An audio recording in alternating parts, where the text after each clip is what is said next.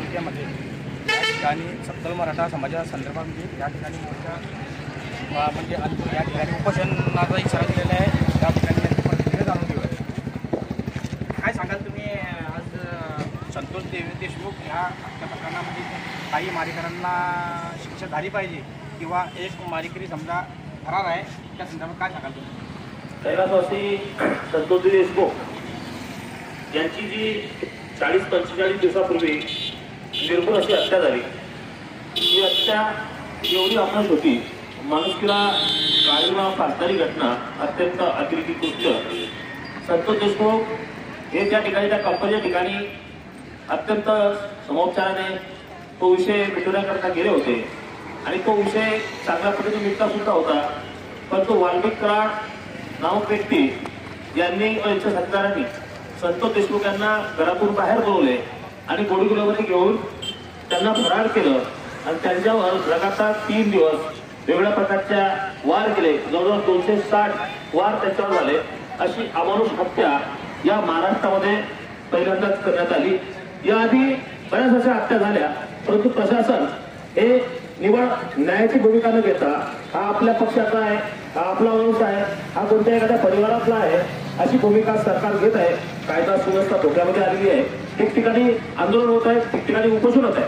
बोदवड या ठिकाणी सुद्धा 1 दिवसीय लाक्षणिक उपोषण आम्ही सुरू केलं आहे।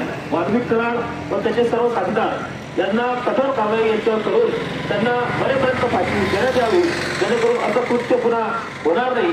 देशाला काळीमा फासणारी घटना आहे, तरी या घटनेचा आम्ही सर्व समाज बांधव सर्व स्तरातून विरोध करतो व या दोषींना यांच्यावर कायदेशीर कारवाई करून यांना लवकरात लवकर मरेपर्यंत फाशी देण्यात यावी अशी मागणी करतो। जय हिंद, जय महाराष्ट्र। सागर भाऊ, काय सांगाल तुम्ही संतोष भाऊच्या हत्या प्रकरणामध्ये?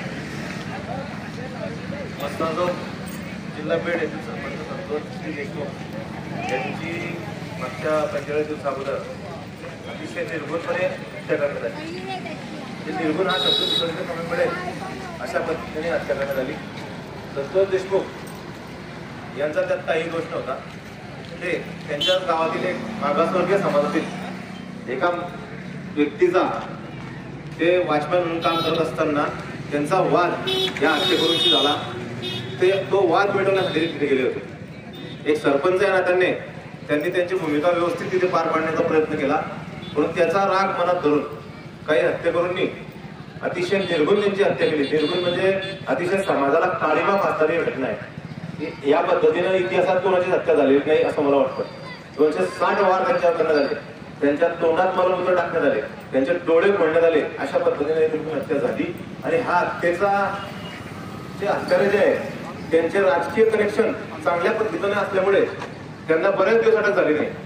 प्रशासनाकडून या हत्येचा म्हणजे हत्येचा जो विषय आहे तो दाबण्याचा प्रयत्न पूर्णपणे करण्यात आला आणि म्हणून आम्ही आमचं असं म्हणणं आहे की या हत्येच्या मागे जे मास्टरमाइंड आहे हत्येकरूच आहेत, पण त्यांच्या मागे जे मास्टरमाइंड त्यांना शोधून त्यांना सुद्धा शिक्षा व्हावी आणि ते जर प्रशासनात काम करत असेल तर त्यांचे राजीनामे घेण्यात यावे। आमचा ही मागणी आहे प्रामुख्याने। ही हत्या नसून हे कोणता जाती व समाजाचा विषय नाही आहे, अतिशय निर्गुण असा हा विषय आहे। म्हणजे इथे कोणता जात समाज हा विषय पुढे येऊच शकत नाही। इथे जर कोणत्याही समाजाचा व्यक्ती असला आणि त्याची जर अशा पद्धतीने निर्गुण हत्या होईल तर आम्ही 100% निषेध करू। सकल मराठा समाजाच्या वतीने मी या घटनेचा निषेध व्यक्त करतो। आणि परभणी येथे या ठिकाणी संविधान रक्षक सोमनाथ सुर्वेंशी यांची